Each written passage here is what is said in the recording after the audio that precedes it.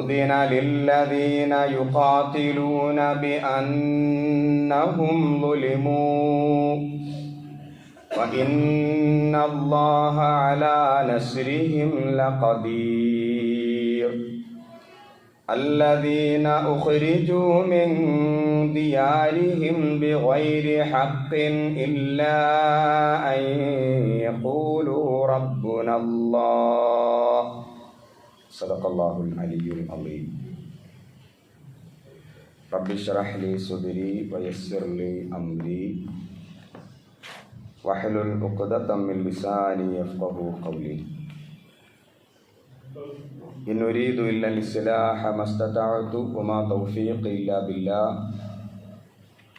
عليه توكلت وإليه أنيب.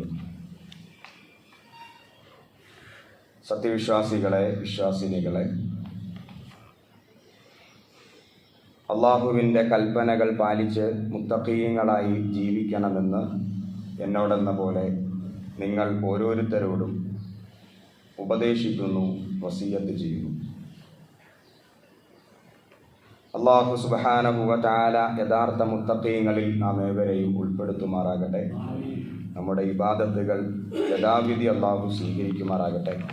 പോരായ്മകൾ വിട്ടുപുറത്ത് മാപ്പാക്കി നൽകുമാറാകട്ടെ. അള്ളാഹുവിൻ്റെ ജന്നാത്തുൽ ഫിർദൗസിലും ഇതുപോലെ ഒരുമിച്ച് കൂട്ടി അനുഗ്രഹിക്കുമാറാകട്ടെ. കഴിഞ്ഞ ഖുതുബയിൽ ഒരു മനുഷ്യൻ്റെ ജീവിതം എന്ന് പറയുന്നത് കേവലം തിന്നുക, കുടിക്കുക, സുഖഭോഗങ്ങൾ ആസ്വദിക്കുക എന്നത് മാത്രമല്ല എന്നും ഒരു ആശയത്തിന് വേണ്ടി അവൻ അന്വേഷിച്ചുകൊണ്ടിരിക്കുമെന്നും പറയുകയുണ്ടായി. അഥവാ അവൻ്റെ മനസ്സിനെ തൃപ്തിപ്പെടുത്തുന്ന ഒരു ആശയത്തിന് വേണ്ടിയുള്ള അന്വേഷണം തീർച്ചയായും മനുഷ്യർക്കുണ്ട്.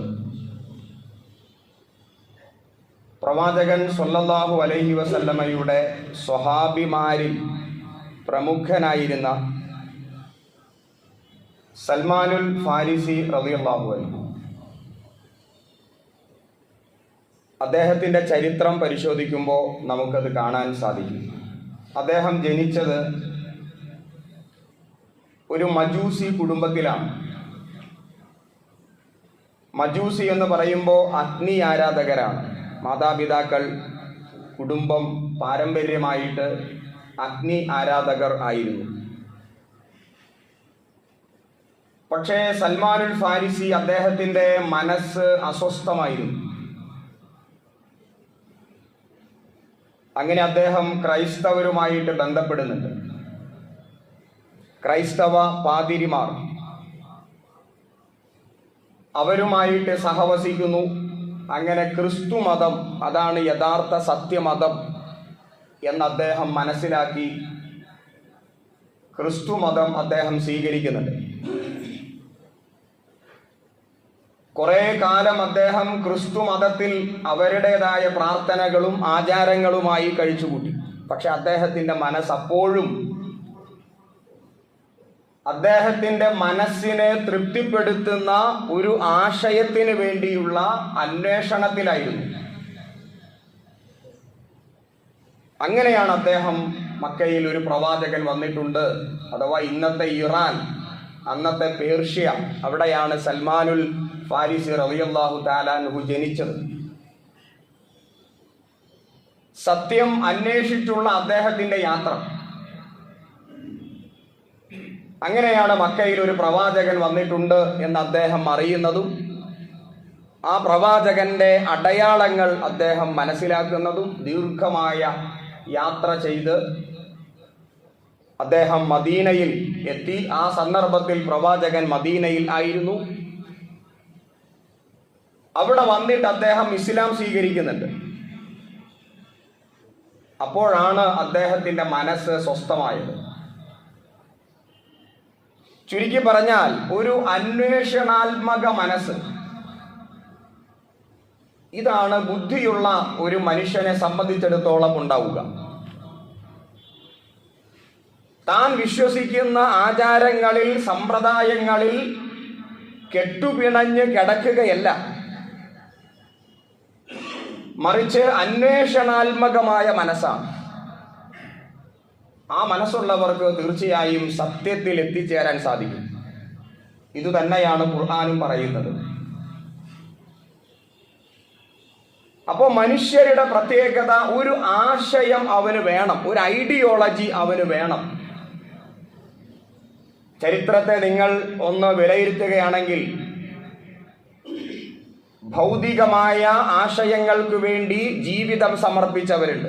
നാളെ പരലോകം എന്ന ഒന്ന് ഇല്ല, ഈ ലോകം മാത്രമാണ് ജീവിതം, അങ്ങനെ വിചാരിച്ചുകൊണ്ടുള്ള അതുമായി ബന്ധപ്പെട്ട ആശയങ്ങൾ, അതിൽ വിശ്വസിക്കുകയും അതിനുവേണ്ടി ജീവിതത്തെ സമർപ്പിക്കുകയും അതിനുവേണ്ടി ത്യാഗം അനുഷ്ഠിക്കുകയും അതിനുവേണ്ടി അവരുടെ ഭാഷയിൽ രക്തസാക്ഷികളാവുകയും ചെയ്ത ഒരുപാട് മനുഷ്യരുടെ ചരിത്രം വർത്തമാന കാലഘട്ടത്തിലുണ്ട്. ചരിത്രം പരിശോധിക്കുകയാണെങ്കിൽ അവിടെയും കാണാൻ സാധിക്കും. ഇനി 1400 കൊല്ലങ്ങൾക്കപ്പുറം മുഹമ്മദ് നബി സല്ലല്ലാഹു അലൈഹി വസല്ലമ അദ്ദേഹം മക്കയിൽ വന്ന് അള്ളാഹുവിൻ്റെ ദീൻ പ്രബോധനം ചെയ്യുന്നു. അള്ളാഹുവിൻ്റെ ദീൻ പ്രബോധനം ചെയ്യുമ്പോൾ എന്തായിരുന്നു അള്ളാഹുവിൻ്റെ ദീൻ? നിസ്കാരം, നോമ്പ്, സക്കാത്ത്, ഹജ്ജ് പോലെയുള്ള ആരാധനകൾ മാത്രമല്ലല്ലോ ഇസ്ലാം എന്ന് പറയുന്നത്. ഇസ്ലാം എന്ന ഈ മതത്തിൻ്റെ ഏറ്റവും വലിയ പ്രത്യേകത അത് മനുഷ്യരെ ഒന്നായിട്ട് കാണുന്നു. എല്ലാ മനുഷ്യരും ഒന്നാണ് എന്ന് പറയുമ്പോൾ അതൊരു നിസ്സാര കാര്യമല്ല, അതൊരു വിപ്ലവകരമായ പ്രഖ്യാപനമാണ്. എന്തുകൊണ്ട് അതൊരു വിപ്ലവകരമായ പ്രഖ്യാപനമായിട്ട് മാറി? നബി സല്ലല്ലാഹു അലൈഹി വസല്ലം പറഞ്ഞല്ലോ, കുല്ലുക്കും ആദം, എല്ലാവരും ആദമിന്റെ മക്കൾ. അള്ളാഹു തന്നെ പറഞ്ഞില്ലേ, ഇന്നാ ഖലഖനാകും മിൻ ദക്കരിൻ ഔ ഉൻസ, നിങ്ങൾ ഒരാണിന്റെയും ഒരു പെണ്ണിന്റെയും സന്തതികളാണ്, നിങ്ങൾക്കിടയിൽ വ്യത്യാസമില്ല. വ്യത്യസ്ത രാജ്യക്കാര്, വ്യത്യസ്ത മതക്കാര്, വ്യത്യസ്ത ഭാഷക്കാര്, അത് നിങ്ങളെ തിരിച്ചറിയാൻ വേണ്ടി മാത്രം, ലിതആറഫു, നിങ്ങളെ പരസ്പരം തിരിച്ചറിയാൻ വേണ്ടി മാത്രം. അപ്പോൾ ജാതീയതയില്ല, വംശീയതയില്ല, വർഗീയതയില്ല, ദേശീയതയില്ല, എല്ലാ മനുഷ്യരും ഒന്നാണ് എന്ന് ഇസ്ലാം പറയുമ്പോൾ അത് നിസ്സാരമായ ഒരു കാര്യമല്ല, അത് വലിയ പ്രകമ്പനം ഉണ്ടാക്കിയ ഒരു പ്രഖ്യാപനമാണ്. എന്തുകൊണ്ട് ആ കാലഘട്ടത്തിലും ഈ കാലഘട്ടത്തിലും ഒരു വിഭാഗം മനുഷ്യരെ ചൂഷണം ചെയ്യുകയാണ്. എങ്ങനെ? തട്ടുകളായി തിരിച്ചുകൊണ്ട്. ജാതീയമായ വേർതിരിവുകൾ, വംശീയമായ വേർതിരിവുകൾ. ഞങ്ങളാണ് മേലാള വർഗം, നിങ്ങളൊക്കെയും കീഴാള വർഗം. ഞങ്ങളാണ് അവർണര്, നിങ്ങളാണ് സവർണര്. അപ്പൊ സവർണ അവർണ മനോഘടന ഇതൊക്കെ ആ കാലഘട്ടത്തിലും നിലനിന്നിരുന്നു. അവിടെയാണ് എല്ലാവരും ഒന്ന് എന്ന പ്രവാചകൻ സല്ലല്ലാഹു അലൈഹി വസല്ലമയുടെ പ്രഖ്യാപനം. എന്ന് മാത്രമല്ല, ബിലാൽ റളിയല്ലാഹു അൻഹു, അദ്ദേഹത്തെ ആരും തൊട്ടിട്ടില്ല, കാരണം തൊട്ടാ കുളിക്കണം എന്ന ചിന്താഗതി. അദ്ദേഹത്തെ അടുത്തു നിന്ന് ആരും കണ്ടിട്ടില്ല, കാരണം അടുത്തു നിന്ന് കണ്ടാൽ പിന്നെ ശരീരം അശുദ്ധമാകും എന്ന കാഴ്ചപ്പാട്. ആ ബിലാലാണ് ഒരു ദിവസം രാത്രി പ്രവാചകൻ സല്ലല്ലാഹു അലൈഹി വസല്ലമ അള്ളാഹുവിന്റെ ദീൻ പഠിപ്പിച്ചുകൊണ്ടിരിക്കുന്ന അദ്ദേഹത്തിന്റെ കേന്ദ്രം, അതിന്റെ വെളിയിൽ വന്ന് ഇങ്ങനെ നിൽക്കുന്നത്. റസൂല് മനസ്സിലാക്കിയത് ബിലാലാണ്. ബിലാലിന് ശരീരം മറയ്ക്കാനായിട്ട് ഒന്നുമില്ല, അല്പം നാണം മറയ്ക്കാനുള്ള ചെറിയ ഒരു തുണി മാത്രം. ആ ബിലാലിനെ കണ്ട പ്രവാചകൻ സല്ലല്ലാഹു അലൈഹി വസല്ലം അദ്ദേഹത്തെ ശക്തമായിട്ട് ആലിംഗനം ചെയ്യുന്നുണ്ട്. ബിലാൽ പൊട്ടിക്കരയുന്നുണ്ട്. മാത്രമല്ല, മക്കം ഫത്തഹിന്റെ വേളയിൽ കഅബാലയത്തിന്റെ മുകൾ ഭാഗത്ത് കയറി ബാങ്ക് വിളിക്കാനായിട്ട്, ഇസ്ലാമിന്റെ വിജയപ്രഖ്യാപനം അത് നടത്താനായിട്ട് പ്രവാചകൻ അന്വേഷിച്ചത് ഐന ബിലാൽ, എവിടെയാണ് ബിലാൽ? അബൂബക്കർ സിദ്ദീഖ് റളിയല്ലാഹു അൻഹു പറയുന്നുണ്ട്, ഞാൻ ആഗ്രഹിച്ചു പോയി റസൂൽ എന്നെ വിളിച്ചിരുന്നെങ്കിൽ. കാരണം അതൊരു വലിയ ബഹുമതി കിട്ടുന്ന ഒരു സന്ദർഭമാണ്. പക്ഷെ പ്രവാചകൻ വിളിച്ചത് ബിലാലിനെയാണ്. ബിലാലിന് കയറാൻ സാധിക്കുന്നില്ല. പ്രവാചകൻ തൻ്റെ കൈ ഇങ്ങനെ വച്ചുകൊടുത്തു ചുമരിലേക്ക്, ചവിട്ടി കയറൂ ബിലാല്. പ്രവാചകന്റെ കയ്യിൽ ചവിട്ടിയിട്ടും ബിലാലിന് കയറാൻ സാധിക്കുന്നില്ല. പ്രവാചകൻ തന്റെ ചുമല് കാണിച്ചു കൊടുത്തു, അവിടെ ചവിട്ടി കയറൂ ബിലാലെ. ബിലാൽ റളിയല്ലാഹു അൻഹു പ്രവാചകന്റെ കയ്യിലും പ്രവാചകന്റെ ചുമലിലും ചവിട്ടി കഅബാലയത്തിന്റെ ഉച്ചിയിൽ കയറി ബാങ്ക് വിളിക്കുമ്പോൾ അത് എന്തൊരു സന്ദേശമാണ്!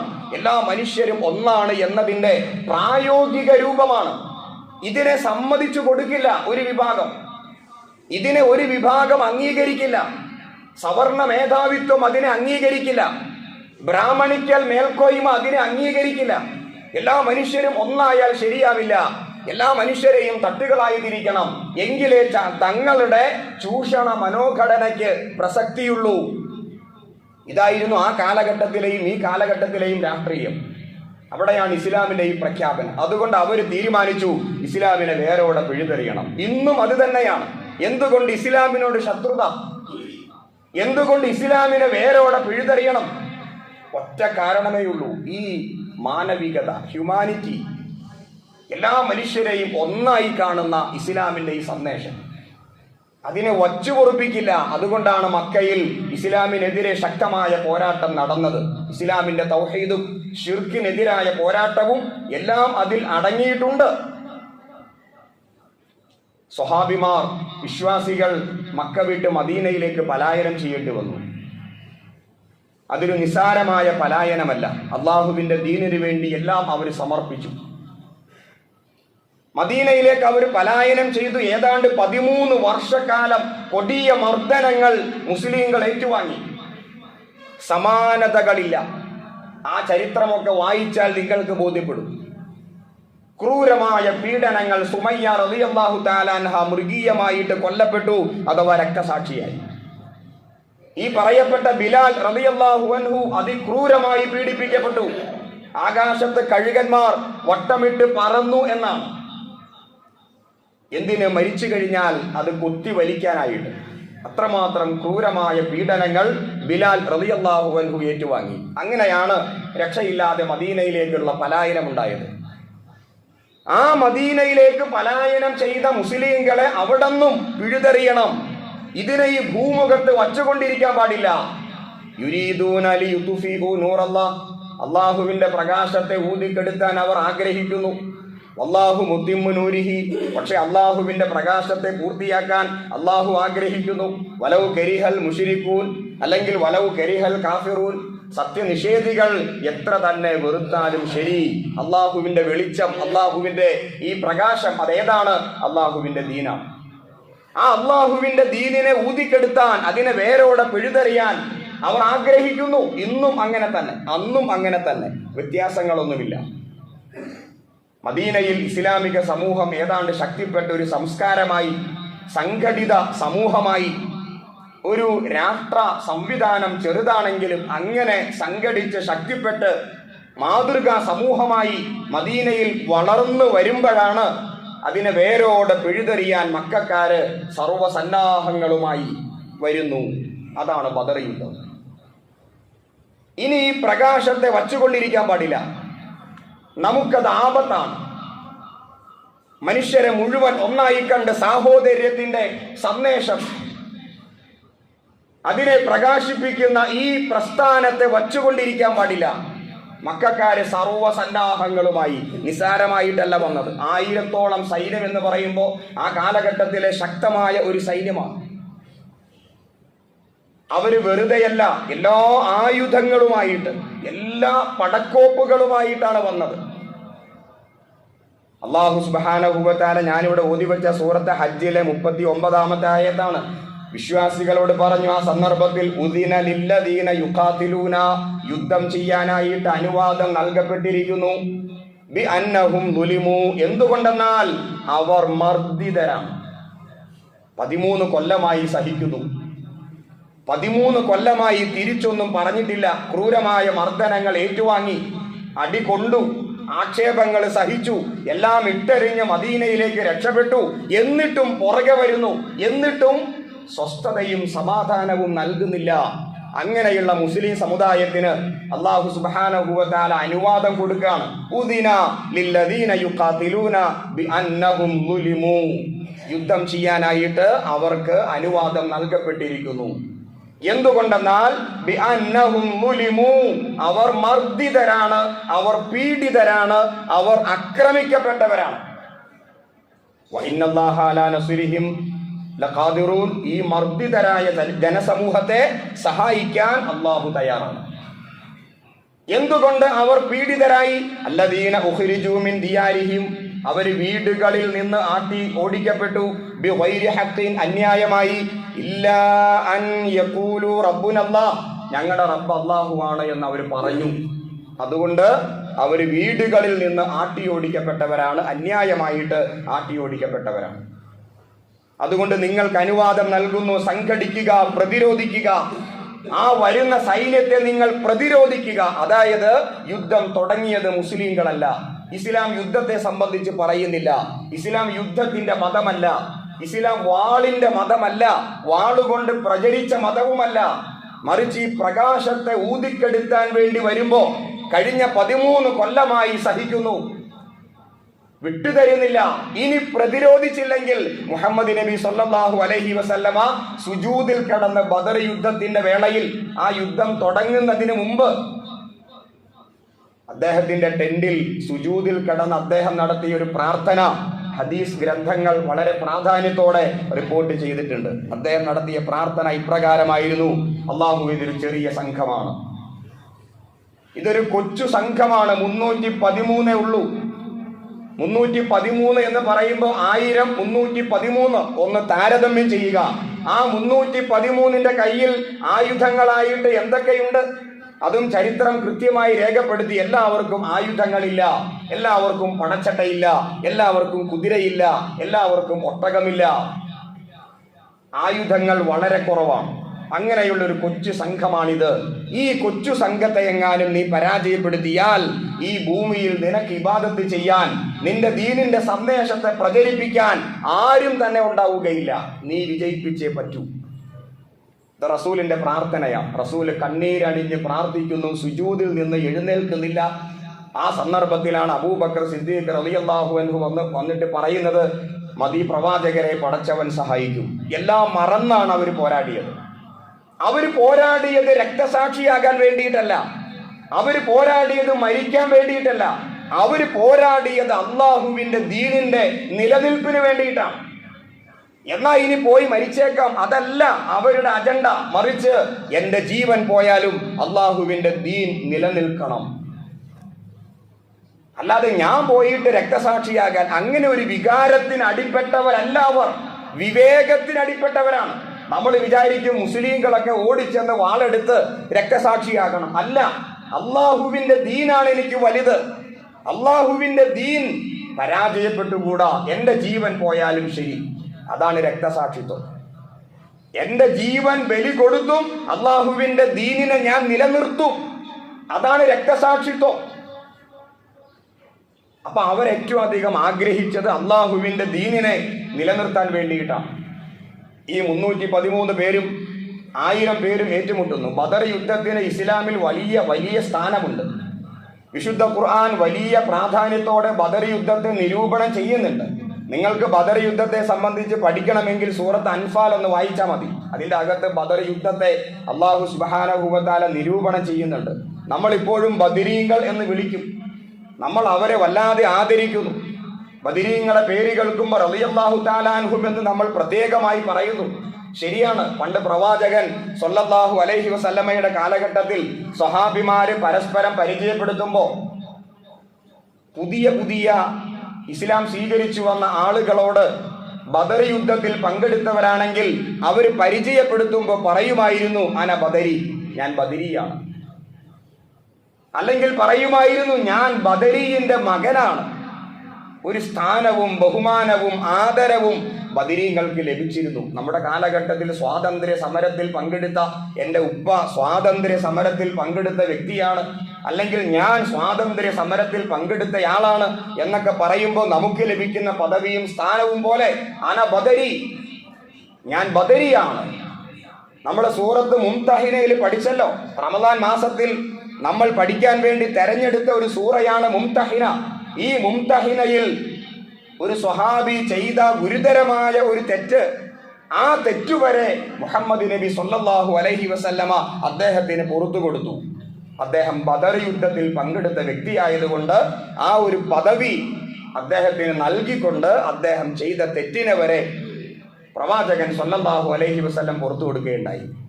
അത്രയ്ക്ക് സ്ഥാനവും പദവിയും ബദരീങ്ങൾക്കുണ്ട്. നമുക്കത് നിഷേധിക്കാൻ സാധ്യമല്ല. അതാണ് ഇസ്ലാമിന്റെ ചരിത്രം. ബദർ യുദ്ധത്തിന് ഇത്ര വലിയ പ്രാധാന്യം ലഭിക്കാൻ എന്താണ് കാരണം? നമ്മൾ ആലോചിക്കുകയാണെങ്കിൽ ബദർ യുദ്ധം, അതിൽ പങ്കെടുത്ത ആളുകൾ, ഞാനിപ്പോൾ ആദ്യം പറഞ്ഞു 1313 പേര്, 1000 പേർ ശത്രു വിഭാഗത്തിൽ നിന്ന്, 313 പേർ ഇസ്ലാമിക സമൂഹത്തിൽ നിന്ന്. ഏറ്റവും ചെറിയ ഒരു യുദ്ധം, വളരെ ചെറിയ ഒരു യുദ്ധം. കഴിഞ്ഞ ഉംറ യാത്രയിൽ ബദർ യുദ്ധം നടന്ന സ്ഥലം കൂടെയുള്ളവർക്ക് കാണിച്ചു കൊടുത്തപ്പോൾ അവർ അത്ഭുതപ്പെട്ടു പോയി. ഇത്രയും ചെറിയ സ്ഥലത്താണോ ബദർ യുദ്ധം നടന്നത്? മനസ്സിന്റെ അകത്ത് വലിയ സങ്കല്പങ്ങളായിരുന്നു. അവിടെ വന്ന് ബദർ യുദ്ധം നടന്ന സ്ഥലം കണ്ടപ്പോൾ നമ്മുടെ ഈ പള്ളി നിൽക്കുന്ന ഈ ചുറ്റളവ്, ഈ ബിൽഡിംഗ് നിൽക്കുന്ന ഈ പള്ളിയുടെ ഈ കോമ്പൗണ്ട് നിൽക്കുന്ന ഈ ചുറ്റളവ്, അത്രയും ഒരു പ്രദേശത്താണ് ആ യുദ്ധം നടന്നത്.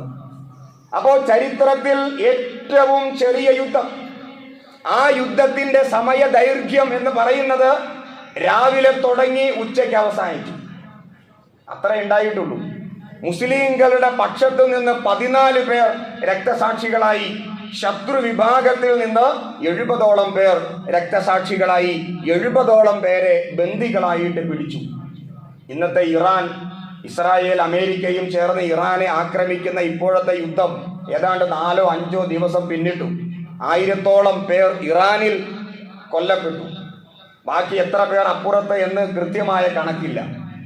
അപ്പോൾ നീണ്ടു നിൽക്കുന്ന യുദ്ധങ്ങൾ, 1-ാം ലോക മഹായുദ്ധം, 2-ാം ലോക മഹായുദ്ധം, വേറെയും യുദ്ധങ്ങൾ. ബദർ യുദ്ധത്തിന് ശേഷം എത്രയോ യുദ്ധങ്ങൾ ലോകത്ത് കഴിഞ്ഞുപോയി.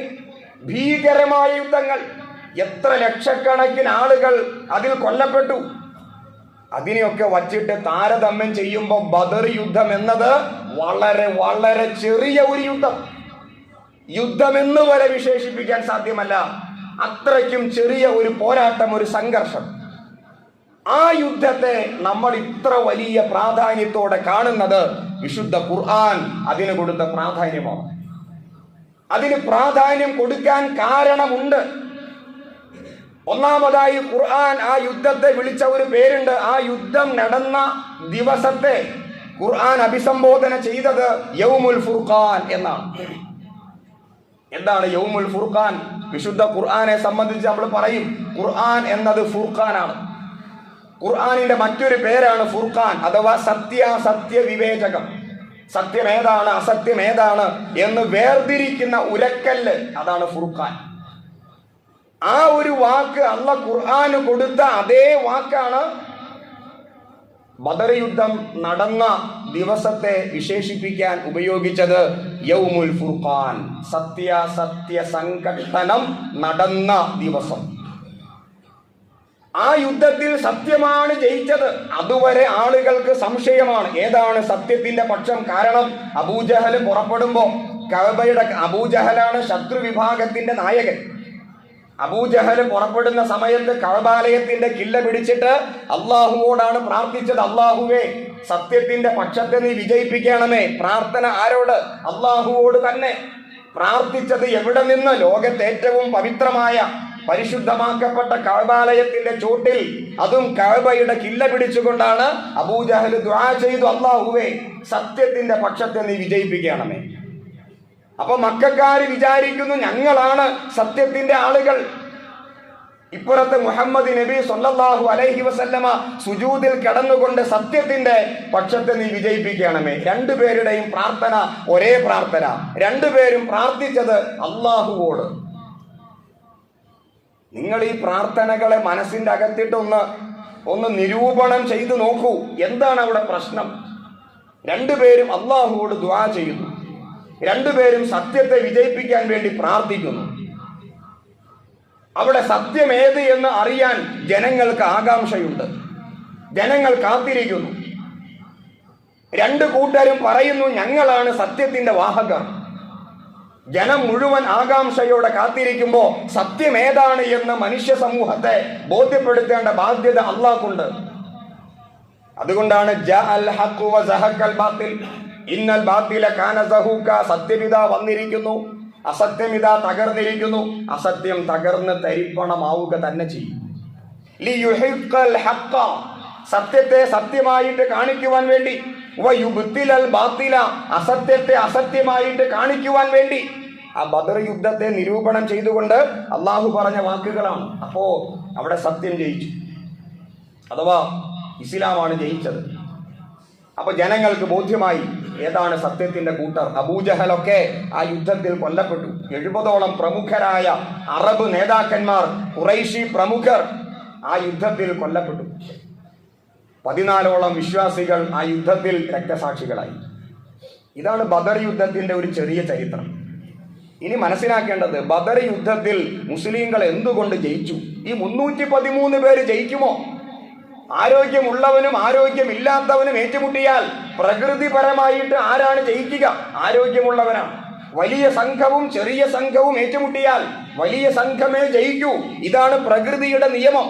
അതിനെ തെറ്റിക്കാൻ ആർക്കും സാധ്യമല്ല. എന്നിരിക്കെ ബദർ യുദ്ധത്തിൽ എന്തുകൊണ്ട് ചെറിയ സംഘം ജയിച്ചു?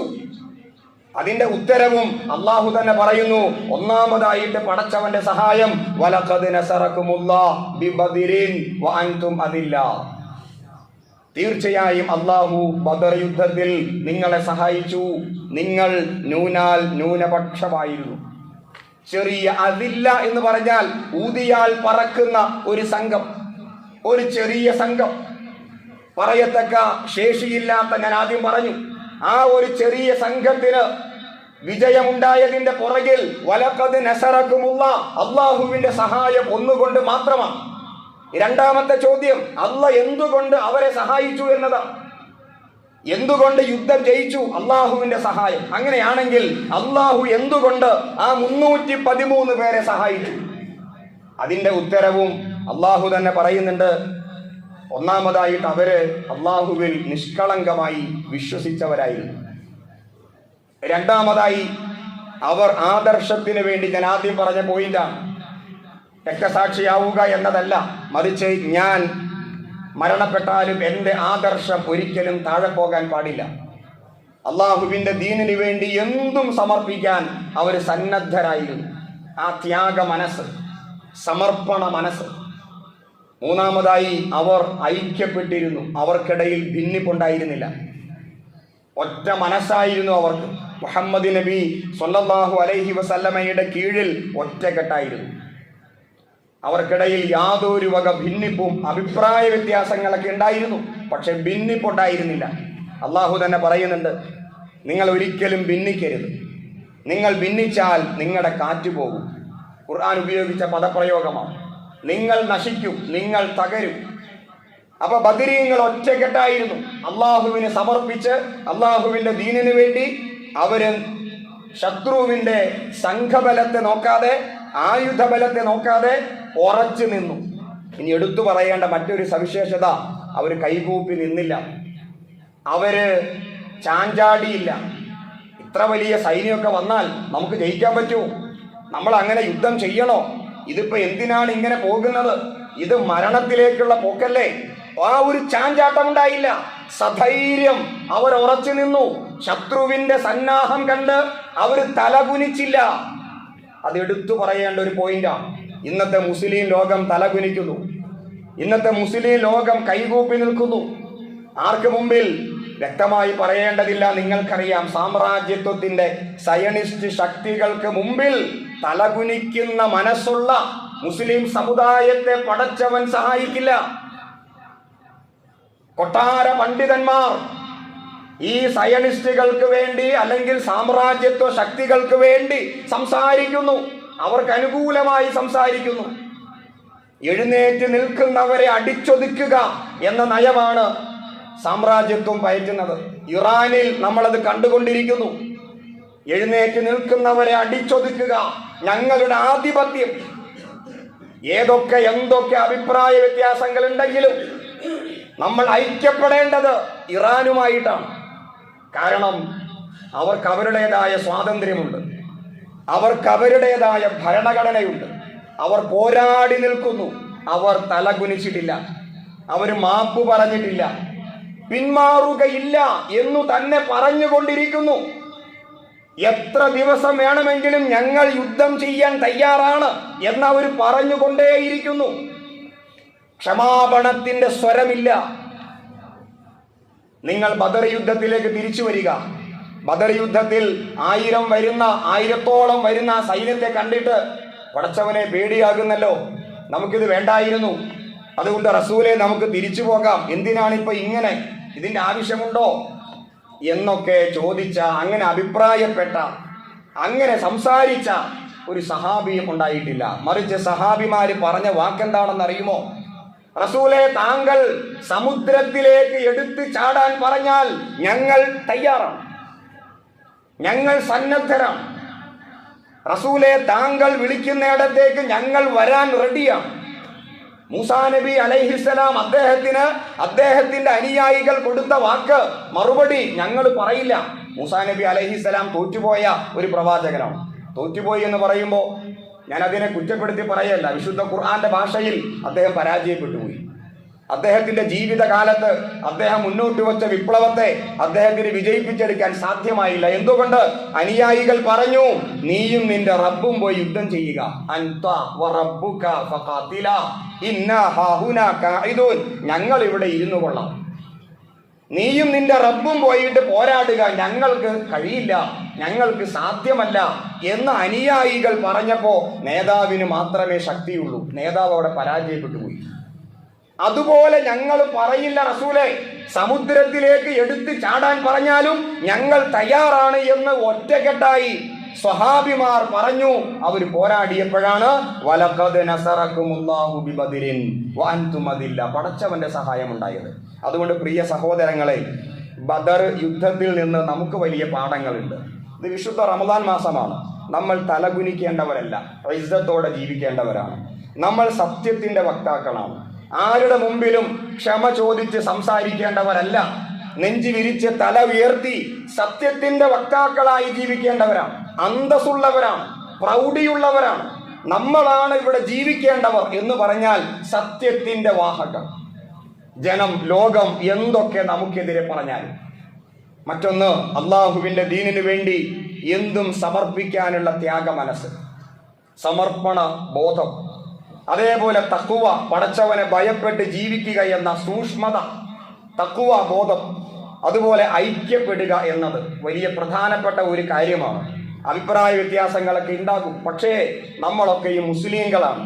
നമ്മുടെ ഖിബ്ല ഒന്നാണ്, നമ്മുടെ പടച്ചവൻ ഒന്നാണ്, നമ്മുടെ റസൂല് ഒന്നാണ്. പിന്നെ എവിടെയാണ് പ്രശ്നം? നമ്മൾ ആരും ഭിന്നിക്കാൻ ആഗ്രഹിക്കുന്നില്ല, പിന്നെ എന്താണ് പ്രശ്നം? അതുകൊണ്ട് മുസ്ലിങ്ങൾ എന്ന അർത്ഥത്തിൽ ഏകോദര സഹോദരങ്ങളായി നമുക്ക് ഒരുപാട് ആശയങ്ങൾ ഉണ്ടാകും, ഒരുപാട് അഭിപ്രായങ്ങൾ ഉണ്ടാകും. നമ്മൾ ഓരോ ആശയത്തെ, ഓരോ ഫിഖ്ഹിനെ പിൻപറ്റുന്നവരായിരിക്കും. പക്ഷേ നമ്മളൊക്കെയും മുസ്ലിങ്ങളാണ് എന്ന ആ ഒരു മനസ്സോടെ ഐക്യപ്പെട്ട് ജീവിക്കാൻ തയ്യാറാവുക. ഇതൊക്കെയാണ് ബദർ യുദ്ധത്തിലൂടെ നമുക്ക് ലഭിക്കുന്ന സന്ദേശങ്ങൾ. അല്ലാഹു സുബ്ഹാനഹു വ തആല തൗഫീഖ് ചെയ്ത് അനുഗ്രഹിക്കുമാറാകട്ടെ. നമ്മുടെ പ്രാർത്ഥനകൾ വരെ ബദരീങ്ങൾക്ക് ആവശ്യമില്ല. അവർ അല്ലാഹുവിന്റെ സ്വർഗത്തിലേക്ക് നേരത്തെ പോയവരാണ്. എന്നാലും ആ ബദരീങ്ങളുടെ ഒപ്പം പ്രവാചകൻ സ്വല്ലല്ലാഹു അലൈഹി വസല്ലമയുടെ കൂടെ നാളെ സ്വർഗത്തിൽ ആ ഉന്നതമായ പദവിയിൽ നമുക്കും പ്രവേശിക്കാൻ അള്ളാഹു തൗഫീഖ് ചെയ്ത് അനുഗ്രഹിക്കുമാറാകട്ടെ. നമ്മുടെ ഇബാദത്തുകളെ യഥാവിധി അവൻ സ്വീകരിക്കുമാറാകട്ടെ. പോരായ്മകൾ പുറത്ത് മാപ്പാക്കി നൽകുമാറാകട്ടെ. നമ്മുടെ കൂട്ടത്തിൽ പ്രയാസം അനുഭവിക്കുന്നവരും രോഗികളുമുണ്ട്. അള്ളാഹു ശിഫ നൽകുമാറാകട്ടെ, ആഫിയത്ത് പ്രദാനം ചെയ്യുമാറാകട്ടെ. അള്ളാഹു സുബ്ഹാനഹു വ തആല അവന്റെ എല്ലാ അർത്ഥത്തിലും അനുഗ്രഹിക്കപ്പെട്ട, ബറക്കത്ത് നൽകപ്പെട്ട വിശ്വാസി സമൂഹത്തിൽ നമ്മയും ഉൾപ്പെടുത്തി അനുഗ്രഹിക്കുമാറാകട്ടെ. വാഖിറു ദഅവതി അനിൽ ഹംദുലില്ലാഹി റബ്ബിൽ ആലമീൻ.